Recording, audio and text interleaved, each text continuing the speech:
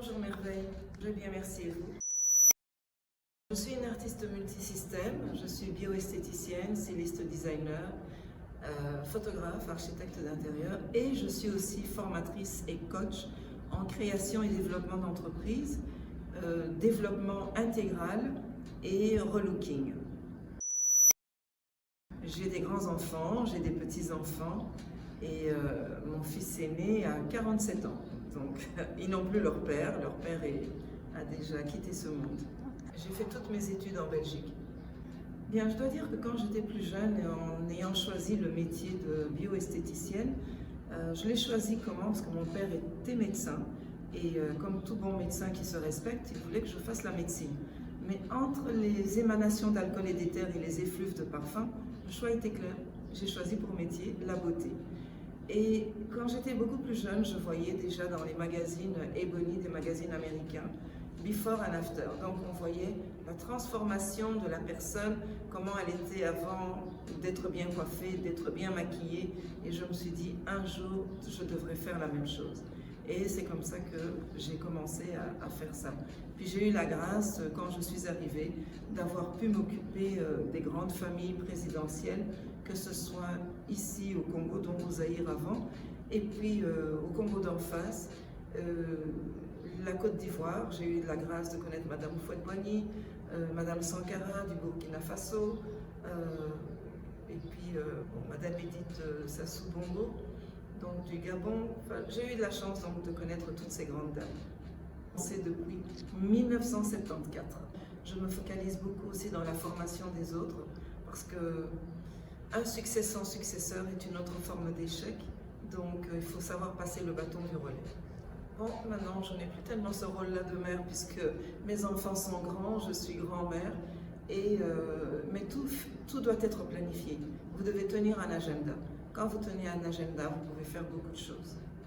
Bon, toutes les formations que j'ai faites ces dernières années, je conseillerais aux jeunes, et même aux moins jeunes, de continuer à se former.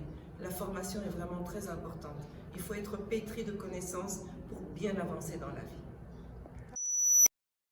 Je me suis sentie honorée, flattée et surtout que ce sera un prix mérité parce que j'ai tout de suite demandé est-ce qu'il faudra payer quelque chose? Parce que la plupart des trophées maintenant, on les paye, on vous demande, on vous dit vous êtes nominé, mais on vous demande de l'argent sur le côté. Et là, je me dis non. Là, si je dois payer, ça veut dire que ce n'est pas mérité.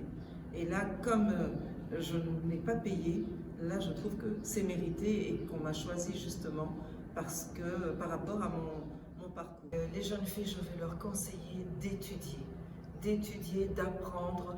Et à partir du moment où elles ont un cerveau pour réfléchir, même si elles sont handicapées, eh bien, elles doivent travailler. Elles doivent devenir autonomes. Et vous savez que j'étais aussi membre dans les jurys de Miss Vodacom ou Miss Zaïre ou même Miss Congo. Et je leur ai toujours enseigné de soulever la main et pas la cuisse. Je pourrais vous dire que tout va ensemble. Donc, quand je fais quelque chose, il faut que je le fasse correctement. Il faut toujours atteindre le summum. Il faut toujours chercher la perfection. Vous savez, on a un Dieu d'excellence et il nous a créés à son image et selon sa ressemblance. Alors, si nous voulons vraiment être les enfants de l'Éternel, les enfants de la création, nous devons aussi chercher l'excellence, nous devons aussi chercher la perfection. Si on fait quelque chose à moitié, d'une certaine manière, ça ne vaut pas la peine.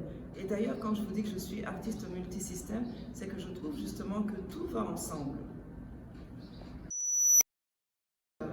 D'abord, merci d'avoir pensé à moi. Merci que Moussia Talo ait pensé à m'honorer avec ce prix.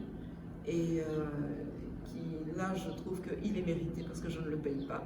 La plupart des prix, on oblige les gens à payer et ça, ce n'est pas correct. Et vous devriez d'ailleurs, ceux qui font payer les prix, doivent chercher à avoir des sponsors pour pouvoir, comment dirais-je, couvrir tous les frais dont ils ont besoin. Et comme ça, ils n'ont pas besoin de faire payer les personnes que l'on veut honorer. Donc quand on veut honorer quelqu'un, on ne lui demande pas de payer. Le prix doit toujours être mérité pour ça. Je félicite Moissia Diallo pour ça.